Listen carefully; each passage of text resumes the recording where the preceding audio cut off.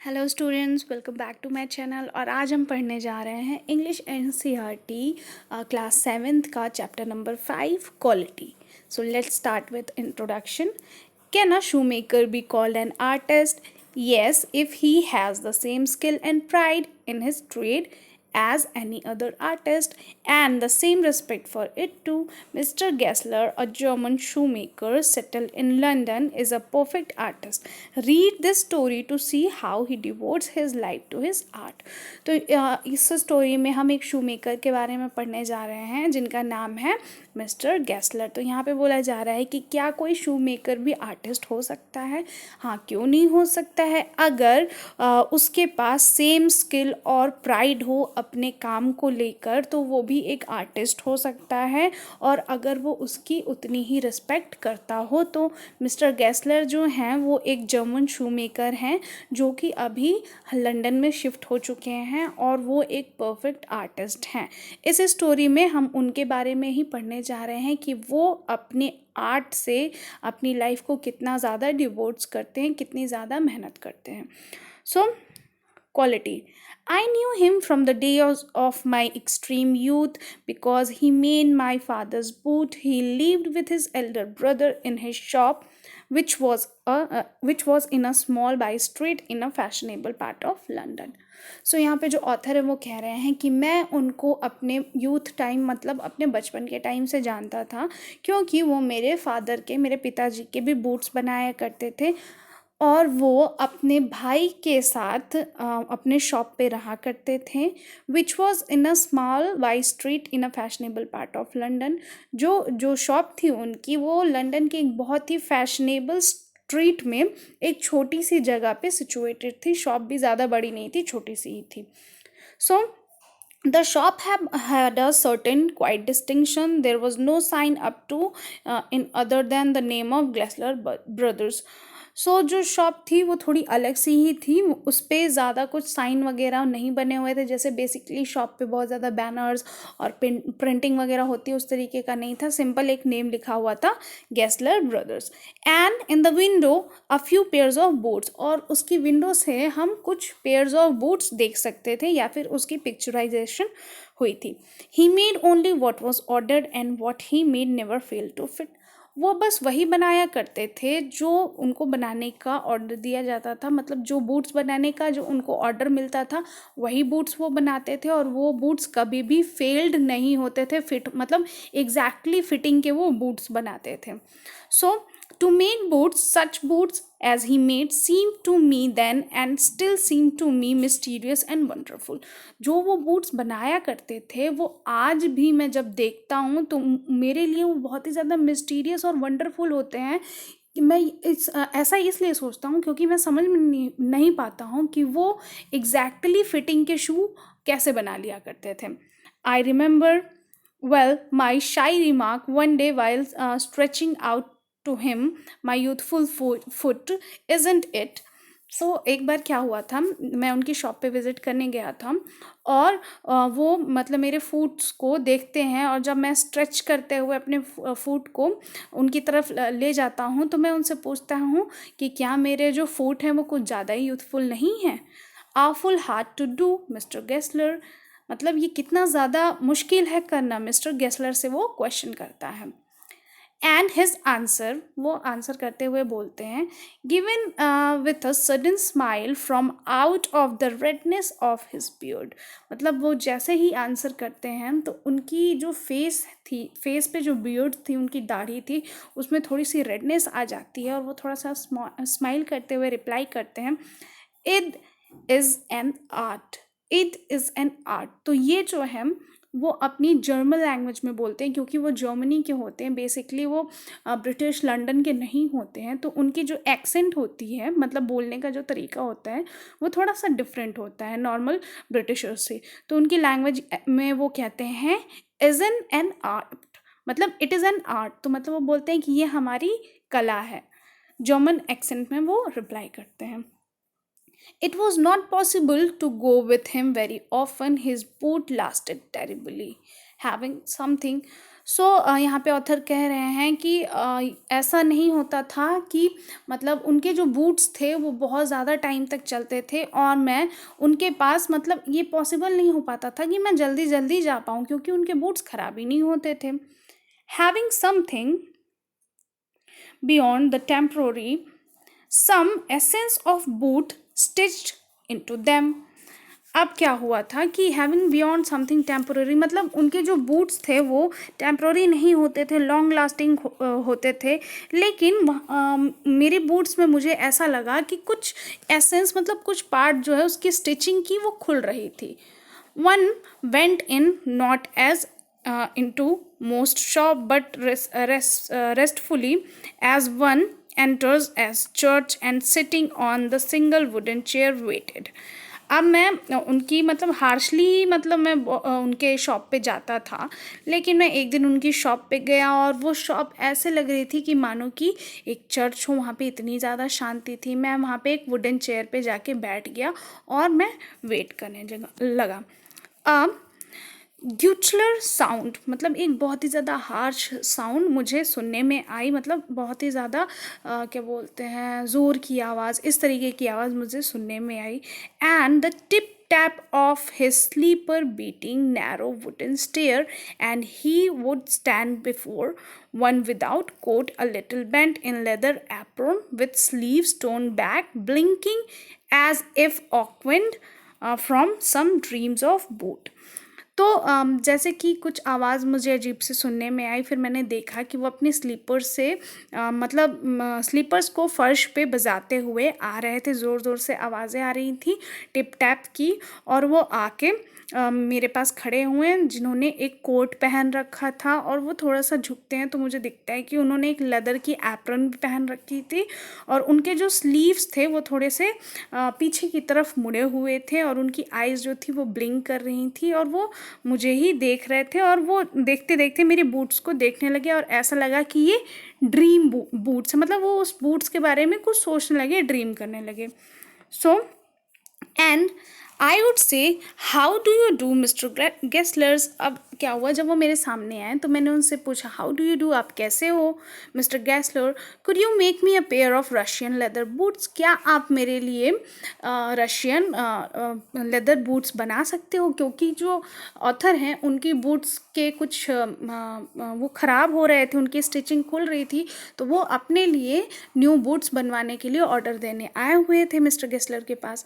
Without a word he would leave me retiring whence he came or into the other portion of the shop, and I would continue to rest in the wooden chair, inhaling the incense of his tread. So, without a word, he would leave me retiring whence he come. सो उन्होंने कुछ भी बोला नहीं और वो मेरे पास से जाने लगे कुछ भी बोले बिना. और into the other portion of the shop मतलब जो शॉप का जो दूसरा पोर्शन था उसकी तरफ वो जाने लगे. And I would continue to rest in the wooden chair inhaling an essence of his trade. और मतलब जो मुझे जो लेदर की शॉप थी तो वहाँ पे कुछ लेदर्स की जो स्मेल है वो आ रही थी और मतलब उसकी स्मेल से ऐसे लग रहा था कि मैं किसी चर्च में बैठा हुआ हूँ. तो जब वो दूसरी तरफ गए शॉप के तो भी मैं वहाँ पे बैठा ही रहा और मेरे पास उसके अलावा और कोई ऑप्शन भी नहीं था. Soon he would come back holding in his hand a piece of gold brown leather. और बहुत ही जल्दी वो वापस आए मेरे पास और उनके हाथ में क्या थी, एक पीस थी गोल्ड ब्राउन लेदर की. With eyes fixed on it, he would remark, "What a beautiful piece." अब उनके मतलब उनके हाथ में जो लेदर का जो पीस था उसको देखते ही वो बोलने लगे व्हाट अ ब्यूटीफुल पीस. मतलब ये कितना सुंदर लेदर का पीस है. अब ये अपने उसी एक्सेंट में बात कर रहे हैं, जर्मन एक्सेंट में. When I to had admire it he would speak again. जब मैंने भी उनकी बात पे अग्री किया और मैंने भी बोला कि हाँ ये लेदर का जो पीस है बहुत ही ज़्यादा सुंदर है तो उन्होंने फिर बोला when do you want them. मतलब आपको ये कब चाहिए. And I would answer oh as soon as you conveniently can, मतलब आप जितनी जल्दी बना सको अपने कन्वीनियंट के हिसाब से, मैं आके अपने बूट्स को रिसीव कर लूँगा। ये ऑथर ने उनको रिप्लाई दिया। And he would say tomorrow for night, अब वो बोलते हैं कि ठीक है, कल मतलब बेसिक अगर पॉसिबल हो तो कल नाइट तक आपकी शू जो है वो बन जाएगी। और if he were his elder brother I will ask my brother, so बोलते हैं कि अगर मेरा यहाँ पे एल्डर ब्रदर होगा तो मैं उससे बोलूँगा वो बनाने के लिए। Then I would murmur thank you good morning mister Gessler, अब नेक्स्ट डे वो थैंक यू बोल के चले जाते हैं और फिर उनको गुड मॉर्निंग विश करते हैं।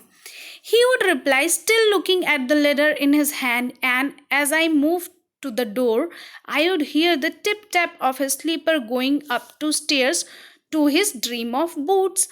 अब जैसे मैं उनको गुड मॉर्निंग और थैंक यू बोल के जाने लगता हूँ, तो फिर मैं थोड़ी देर बाद फिर मेरे कानों में वही आवाज़ आती है टिप टैप की, और फिर मैं जब मुड़ के देखता हूँ तो देखता हूँ कि मिस्टर गैसलर्स सीढ़ियों से ऊपर की तरफ जा रहे होते हैं अपने ड्रीम ऑफ, मतलब अपने जो बूट्स की शॉप है, उनकी ड्रीम ऑफ बूट्स की जो शॉप है उसमें सीढ़ियों से ऊपर वो जा रहे होते हैं।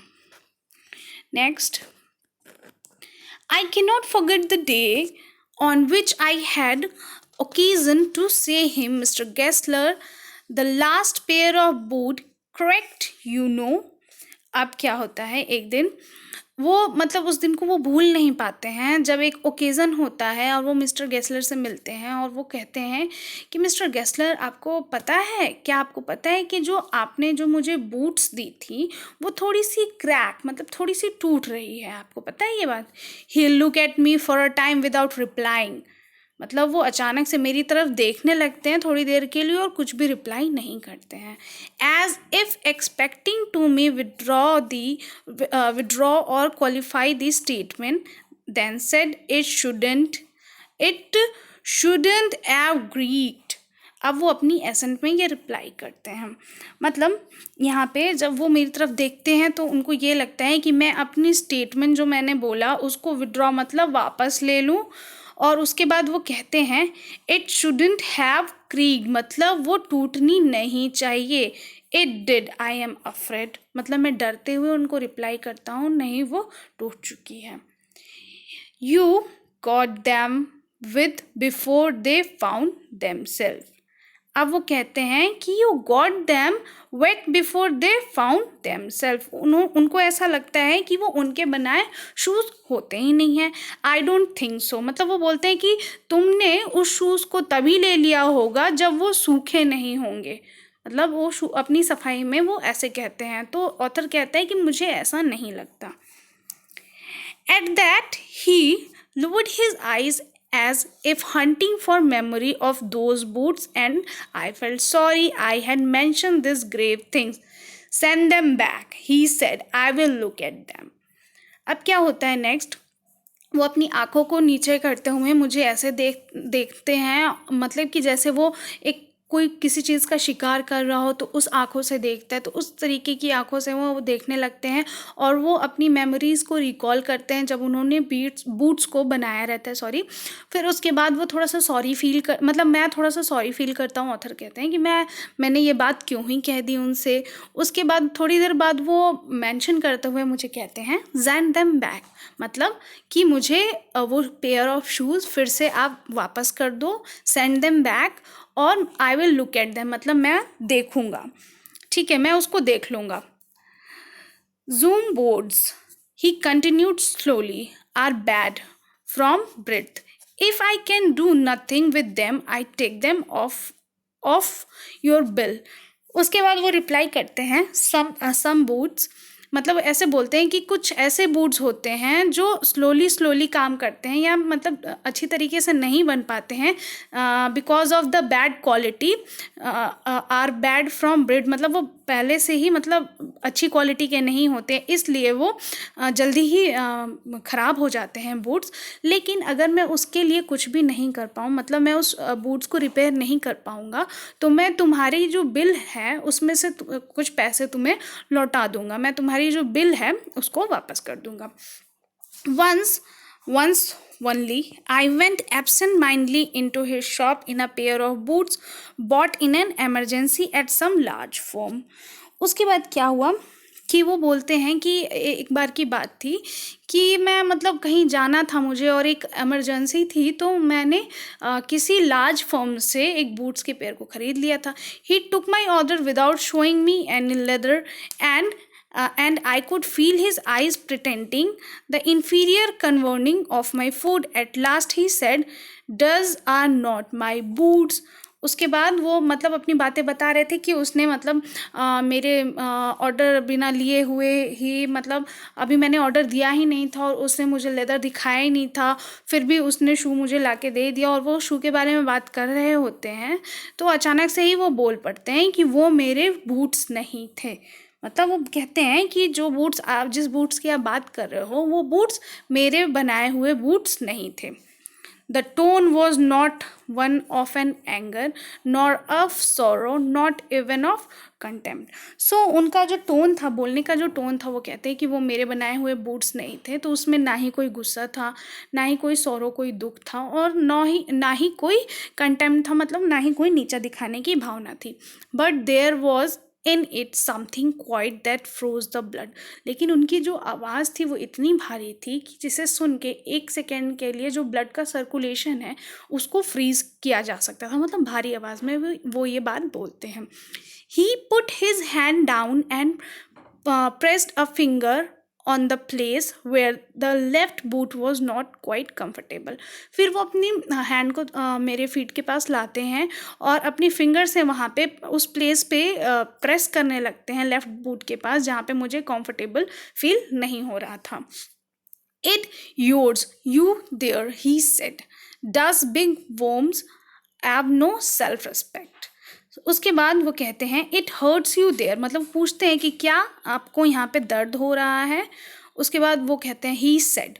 Does big worms of no self respect, मतलब वो उसके बारे में जिस फॉर्म से उन्होंने वो बूट्स को बनवाया रहता है उसके बारे में वो कहते हैं कि those big firm have no self respect, मतलब जिन बूट्स ने आपको ये बना के ऑर्डर को कंप्लीट करके दिया है उनकी कोई भी सेल्फ रिस्पेक्ट नहीं है. And then as if something had given way within him, he spoke long and bitterly. अब जब उनकी दी हुई चीज़ अगर ख़राब हो जाती है और आप उनके पास अगर लेके जाते हो उसको रिपेयर करने के लिए, तो वो आपसे बहुत ही बड़ी बड़ी बातें कहते हैं और बहुत ही मतलब बिटर तरीके से, मतलब एक होता है ना किसी को इग्नोर करना, उस तरीके से आपसे वो बात करते हैं, रिप्लाई देते हैं. It was the only time I ever heard him discuss with the condition and hardship of his trade. वो पहला टाइम था जब मैंने उनको देखा था अपने होल ट्रेड में, अपने होल व्यवसाय में बात करते हुए, जो भी वो हार्डशिप, जितनी भी मेहनत से वो काम किया करते थे.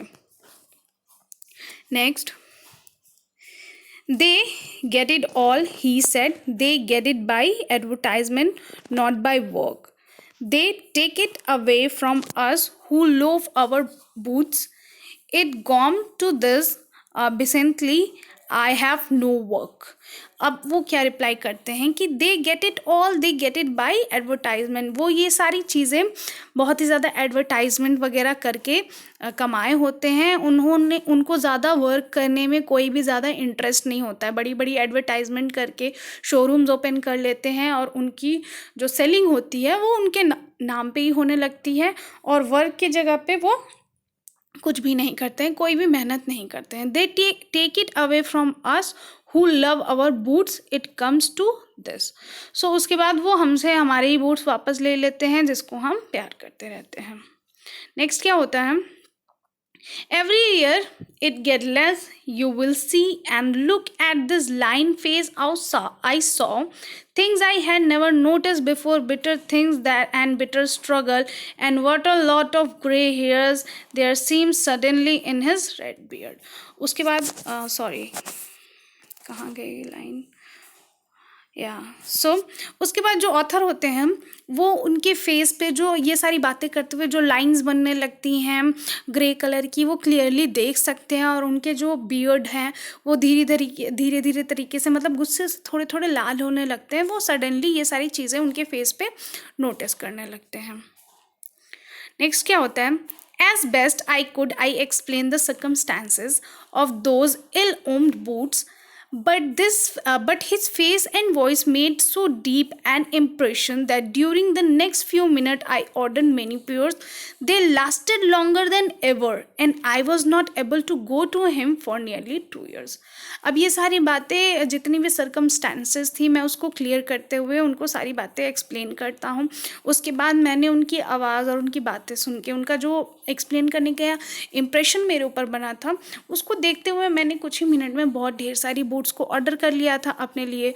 और वो मेरे पास आके मतलब इतनी ज़्यादा टाइम के लिए टिकी थी कि मैं उनके पास 2 साल तक बूट्स खरीदने नहीं गया। मतलब 2 साल तक वो बूट्स चलती ही रही, उसमें कोई भी प्रॉब्लम नहीं है। It was many months before my next visit to the shop. This time it appeared to be his elder brother handling a piece of leather.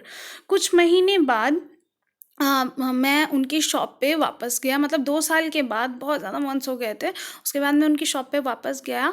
तो मैं क्या देखता हूँ कि उनके जो मतलब ऐसा लगता है कि मुझे ऐसा लगता है कि शॉप पे मिस्टर गेस्लर नहीं, उनके एल्डर ब्रदर एक लेदर का पीस लेके बैठे हुए हैं। Well mister Gessler, I said, how are you? He came close and peer and me. I am pretty well, he said slowly, but my elder brother is dead. So mister Gressler ही होते हैं वहाँ पे। वो बोलते हैं कि वो पूछते हैं, जब ऑथर जाते हैं उनके पास, उनसे पूछे आप कैसे हैं, तो वो बोलते हैं कि हाँ मैं अच्छा हूँ, I am pretty well, but मेरे जो बड़े भाई हैं उनकी डेथ हो चुकी है। And I saw that it was indeed himself, but how aged and when, and never before had I heard him mention his brother. Much shocked, I murmured, "Oh, I am sorry." So वो पहली बार था जब मैंने उनसे उनके भाई के बारे में कुछ भी बातें करते हुए सुना था। मैं थोड़ा सा शॉक हो जाता हूँ, और मुझे लगता ही ऐसा फील होता है कि जब मिस्टर गेस्लर की एज इतनी है तो उनके भाई जो थे उनकी भी एज काफ़ी रही होगी। मैं धीरे से बड़बड़ाते हुए उनको, मरमर का मतलब होता है बड़बड़ाना, बड़बड़ाते हुए मैं उनको सॉरी बोलता हूँ, मतलब बोलता हूँ, oh I am sorry. Yes, he answered, he was a good man, he made a good boots, but he is dead. And he touched the top of his head where the hair had suddenly gone as thin as it had been on that of his poor brother, to indicate। हाँ, वो ऐसा बोलते हुए बोलते हैं कि हाँ वो बहुत अच्छे आदमी थे और वो बहुत ही अच्छे बूट्स बनाया करते थे, लेकिन अब उनकी डेथ हो चुकी है। और ऐसा बोलते बोलते वो थोड़ा सा अपने हेड के ऊपर टच करते हैं जहाँ पे उनके हेयर के कुछ पार्ट्स गायब हो गए होते हैं। तो जो ऑथर होते हैं वो सोचते हैं कि हो सकता है कि इनके ब्रदर की भी जो डेथ हुई थी इसी तरीके की कुछ बीमारी की वजह से हुई होगी। मतलब उनका ये साइन, हेयर को टच करने का साइन थोड़ा सा इंडिकेट करता है। I suppose the cause of death, so do you want any boots? And he held the leather in his hand. He held up the leather in his hand. It is a beautiful piece. So वहाँ पे अपनी वो फिर से German accent में उससे पूछते हैं ऑथर से कि क्या आपको कोई बूट्स चाहिए, और अब उन्होंने अपनी हाथ में एक बहुत ही अच्छा लेदर पकड़ रखा होता है और वो बोलते हैं कि ये बहुत ही ब्यूटीफुल पीस है लेदर का। ये बातें वो ऑथर से पूछ रहे होते हैं। नेक्स्ट क्या होता है, I order several pairs, it was very long before they came, but they were better than ever.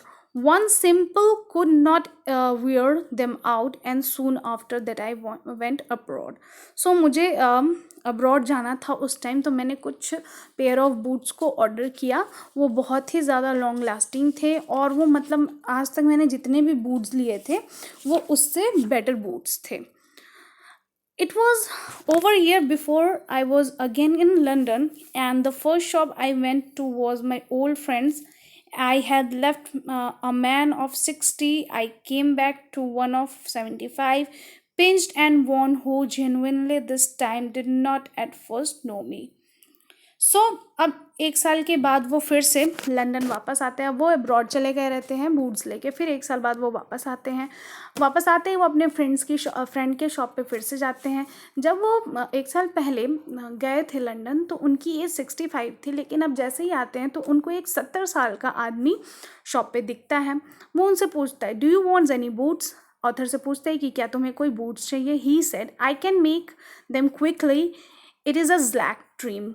सो बोलते हैं कि मैं तुम्हें अगर कोई बूट्स चाहिए तो मैं उसे बहुत ही जल्दी बना दूंगा। I answer please please I want boots all around every kind. मतलब वो आंसर करते हुए ऑथर कहते हैं कि हाँ प्लीज़ आप जितनी भी जल्दी बूट्स बना सकते हो बना दो, मतलब मुझे किसी भी तरीके के बूट्स चलेंगे। I had given those boots up when one evening they came. One by one, I tried them on in shape and fit, in finish and quality of leather. They were the best he had ever made. I flew downstairs, wrote a check, and posted it at once with my own hand. सो मैं one by one उनकी लाई हुई boots को try करने लगा। Every चीज़ मैंने finishing, quality, fitting सब कुछ देखी। जो लेदर की क्वालिटी थी वो आज तक की बेस्ट क्वालिटी मैंने देखी थी। फिर मैं डाउन स्टेयर्स सीढ़ियों से नीचे गया और मैंने एक चेक मतलब पेमेंट कर दी बूट्स को लेते हुए। अपने हाथ से मैंने उन्हें एक चेक पकड़ा दिया। A week later, passing the little street, I thought I would go in and tell him how splendidly the new boots fitted. But when I came to where his shop had been, his name was gone. I went in very much disturbing. In the shop, there was a young man with an English face. अब एक हफ्ते बीत गए थे। एक हफ्ते बाद मैंने सोचा कि मैं उनकी शॉप पे, मतलब मैं उसी स्ट्रीट से जा रहा था, मैंने सोचा क्यों ना उनकी शॉप पे जाके बताऊं कि उन्होंने जो मुझे बूट्स दिए हैं वो कितनी अच्छी तरीके से मुझे फिट आए हैं और अभी भी वो बहुत अच्छे तरीके से चल रहे हैं। तो मैं उनकी शॉप पे गया, लेकिन मैं जाते ही मैंने देखा, मैं थोड़ा सा डिस्टर्ब हो गया था कि उनके शॉप का जो नेम था वो चेंज हो चुका था और वहाँ पे कोई जर्मन फेस नहीं था, वहाँ पे एक इंग्लिश फेस था। मैंने वहाँ जाके ही उससे पूछा, mister Gessler in? I said, मैंने पूछा क्या मिस्टर गेस्लर हैं? No sir, he said. सामने से रिप्लाई आया कि नहीं। No but we can attend to anything with pleasure, we have taken the shop over. सामने वाला पर्सन उनसे कहता है कि अगर आपको कुछ चाहिए तो मैं उसको, मतलब मैं अटेंड करने के लिए यहाँ पे हूँ, हमने उनकी शॉप को ख़रीद लिया है। Yes yes I said but mister Gessler बोलते हैं हाँ हाँ चाहिए तो, लेकिन मिस्टर गेस्लर, फिर से वो क्वेश्चन पूछते हुए उनसे पूछता है क्वेश्चन तरीके से। Oh he answer dead. Answer क्या आता है कि oh mister Gessler is dead, mister Gessler की डेथ हो चुकी है। Death? But I only receive these boots from him last Wednesday week. बहुत ही ज़्यादा शॉक हो जाता है ऑथर। वो कहते हैं कि डेथ, आखिर उन्होंने अभी लास्ट वेंसडे को ही तो उनसे बूट्स खरीदा था। ये सारी बातें ऑथर के माइंड में आने लगती हैं। नेक्स्ट क्या होता है? He said, poor old man starved himself, slow starvation. अब जो सामने वाला पर्सन है वो उनसे बोलता है कि poor old man starved himself with slow starvation. मतलब स्टार्वेशन का मतलब होता है भूखमरी, मतलब खाना ना खाने की वजह से उनकी डेथ हो गई थी। The doctor called it, doctor ने ये बात बताई थी, मतलब डॉक्टर ने ये बात बताई थी कि जो पुअर ओल्ड मैन, यहाँ गेस्लर को बोला जा रहा है, मिस्टर गेस्लर को, कि मिस्टर गेस्लर की डेथ खाना ना खाने की वजह से हो गई थी। You see he went to work in such a way would keep the shop on, wouldn't have a soul touch his boots except him self. When he got an order, he took him in such a time people won't wait. He lost everybody, and there he'd sit going on and on. I will say that for him, not a man in London made a better boot. But look at the competition. He never advertised, would have the best leather too, and do it all himself. Well, there it is. What could you expect with his ideas? अब यहाँ पे author कहते हैं कि हाँ हम तो ये देख सकते थे कि वो किस तरीके से अपनी शॉप पे काम करते थे। उनकी तरीके से, इस तरीके से कोई भी बूट्स नहीं बना सकता था। मैं मतलब अपनी पूरी लाइफ में, इंटायर लाइफ में इस तरीके के बूट्स की क्वालिटी मैंने नहीं देखी थी जिस तरीके की बूट्स वो बनाते थे। It took him such a time people won't wait, he lost everybody and there he would sit going on and on. जैसे ही कोई पर्सन बूट्स के लिए ऑर्डर देने आता था वो अपने वर्क पे काम करते रहते थे बिना रुके। आई वुड से हिम, मतलब लंदन में वो एक ऐसे पर्सन थे जो एक बेटर बूट बनाते थे। मतलब मुझे ऐसा लगता था कि एक वो ऐसे पर्सन थे जो बहुत ही अच्छी क्वालिटी के बूट बनाते थे, लेकिन उन्होंने आज तक कोई भी कंपटीशन नहीं किया किसी से, ना ही कोई एडवर्टाइजमेंट की थी weather he was having good qualities of leather, लेकिन वो किसी से बोलने नहीं जाते थे। आपका इस बारे में क्या सोचना है? What his ideas? But starvation, फिर से उनके दिमाग में ये क्वेश्चन आ जाता है कि लेकिन फिर भी वो स्टार्वेशन स्टारवेशन की वजह से मर गए, भूख की वजह से मर गए. That may be a bit flowery, as he's saying is, but I know myself he was sitting over his boat day and night, to the very last you see. अब उसके बाद एक बहुत ही ज़्यादा बिट फ्लोरी मतलब बहुत ही ज़्यादा स्लो आवाज़ में वहाँ से मतलब सामने से आवाज़ आती है कि but I know my self he was sitting over his boat day and night. मतलब वो अपनी बूट्स का काम करते करते मतलब बूट्स बनाने के लिए वो दिनों रात जगे रहते थे. The very last you see I use to watch him, जब मैंने उनको लास्ट बार देखा था. Never gave himself time to eat, वो अपने आप को खाना खाने के लिए थोड़ा भी टाइम नहीं देते थे. Never had a Penney in the house, उनके घर में पैसों का एक छोटा सा भी अमाउंट नहीं बचा था. All went in rent and leather, जितने भी पैसे उनके घर में थे वो घर का रेंट देने और लेदर खरीदने में ही खर्च हो गए थे. How he live so long I don't know, उन्होंने अपनी लाइफ इतनी ज़्यादा कैसे जी ली मतलब, और मतलब उनकी अगर इस तरीके से तो वो पहले ही उनकी डेथ हो गई रहती, लेकिन वो इतने दिन तक ज़िंदा कैसे रहे ये मुझे नहीं पता है. He regularly let his fire go out. He was a character, but he made good boards. Yes, I said he made good boards. So जो पर्सन रहता है शॉप पे वो ये सारी बताता है कि वो एक कैरेक्टर थे, लेकिन वो बहुत ही अच्छा बूट्स बनाते थे. तो इस बात पे जो ऑथर है वो भी एग्री करते हुए कहते हैं कि yes I said he made good boots, मतलब वो भी एग्री करते हुए कहते हैं कि हाँ वो एक अच्छे बूट्स बनाया करते थे. So this chapter is by John Galsworthy. So अगर आपको ये चैप्टर की एक्सप्लेनेशन समझ में आई हो तो वीडियो को लाइक करिएगा, फ्रेंड्स के साथ शेयर करिए, चैनल को सब्सक्राइब करिए और बेल नोटिफिकेशन प्रेस करना ना भूलिए. Till then be safe, bye bye.